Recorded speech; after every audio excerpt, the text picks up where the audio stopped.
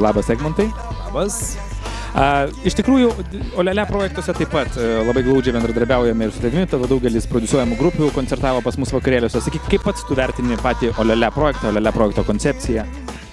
Aš labai džiaugiuosi iš tikrųjų, kad jūsų visa komanda dirba tikrai profesionaliai. Aš manau, aš aplamai linkiu šitam brandui labai ilgo gyvenimo ir tikrai jisai puikiai yra pozicionuojamas Lietuvoje ir manau, žmonės tai mėgsta. Kai kurie galbūt meluoja, kad čia žinai, Olele mergaitė, bet vis tiek kairė akim kiekvienas vyras, manau, ir netgi mergina pasižiūri tai ir lygiuojasi tai, tarkim, tikrai tiek, kiek yra dabar padaryta su Olele, tai tikrai sveikinu visą Olele komandą, tie, kurie dirba užkuliuose, tie, kurie kuria tai.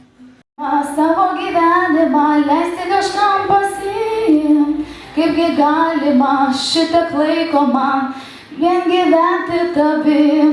Aš tarsi paukštis, kuriam reikia aukščio, kuriam reikia giedro dangaus.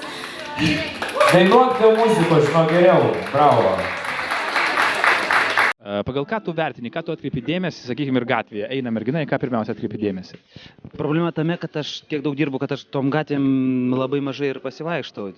Pas mane dažniausiai būna naktiniai pasivaikščiojimai, o naktiniai pasivaikščiojimai būna visiškai kitokie. Į ką atkreipiu dėmesio?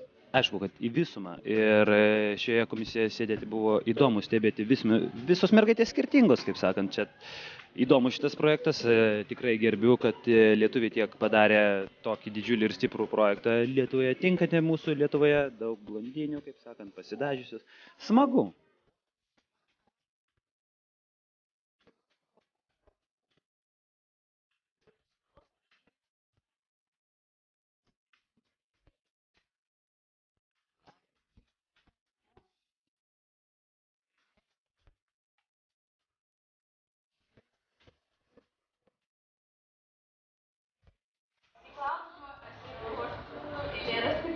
Sukūriau, nežinau, tai gal ir netalentas, bet kartais mėgstu pakurti eilėraščius, nežinau, jums patiks. Čia toks humoro tipas, rimtai nepriimti. Taip, aš esu graži mergaitė, aš esu graži mergytė, noriu tapti aš pupytė, su pikul dainos dainuoti, gal net klipuose filmuotis. Vakarą žinių kalendorių fotografuotis, Olele ženklą reklamuoti. Noriu tapti Olele, kad žinotų visi mane.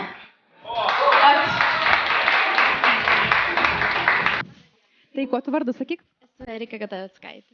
Na ir kaip dabar jautiesi po komisijos, susitikimo su komisija? Dabar jau gerai, jau viskas atslūgo, jaudulys gerai.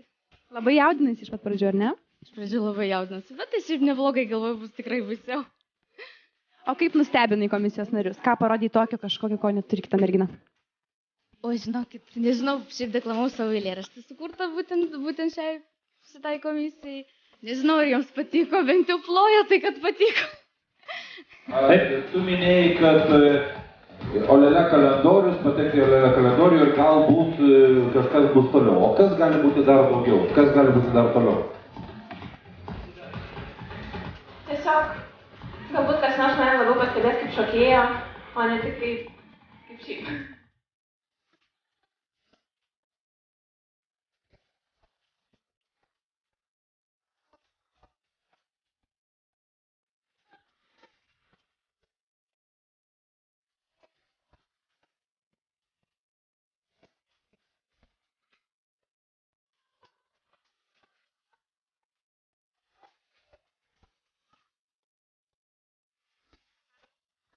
Kuri panelė labiausiai patiko? Kol kas galiu pasakyti. Galiu pasakyti iš trašiuko. Labai paprasta pasakyti pagal balus. Ne, nes labai daug jų yra. Guostė labai patiko. O berniukui kitam kolegai? Ja, mes dalinamės. Ačiū labai, komisija Labai greit pati pradžia praėjo. O klausykit, ko norėtumėt palinkėti, vat būtent šio merginom, jos svajoja tapti Olele mergaitėmis, jos svajoja patekti į kalendorių, ką jūs norėtumėt palinkėti jom? Sėkmės.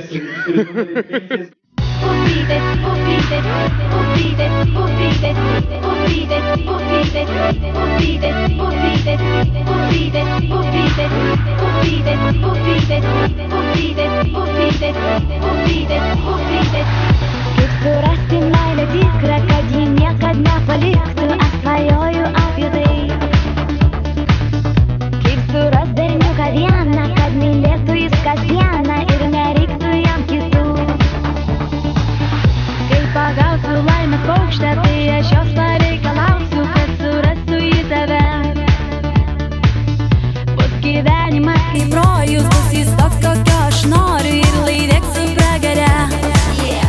diena. Labą dieną. Žurnalistų turim. Norim pakalbinti truputėlį, kaip šių metų atranka.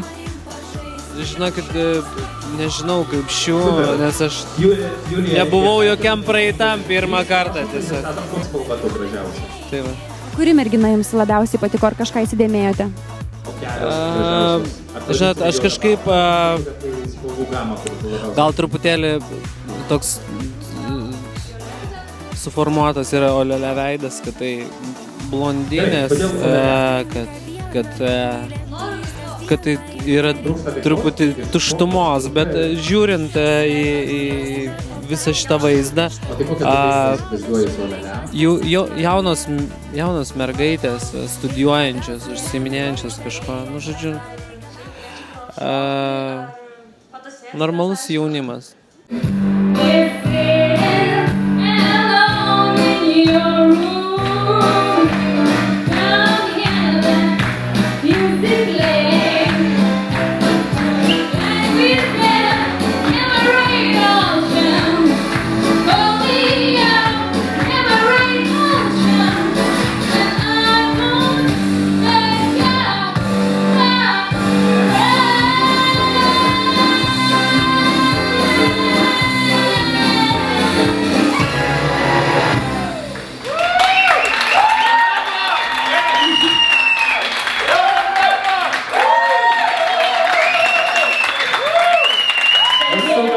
Super. Pirmą kartą komisija ploja atsistojus šiandien.